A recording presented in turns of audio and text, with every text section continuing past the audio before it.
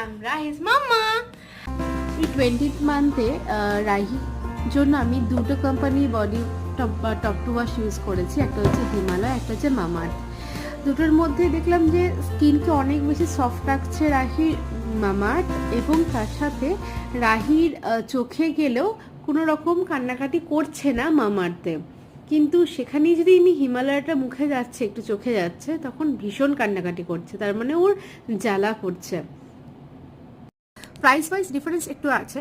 হিমালয়টা 200 ml এর জন্য দাম পড়ছে 173, কিছু ডিসকাউন্ট রয়েছে দুটোর জন্যই।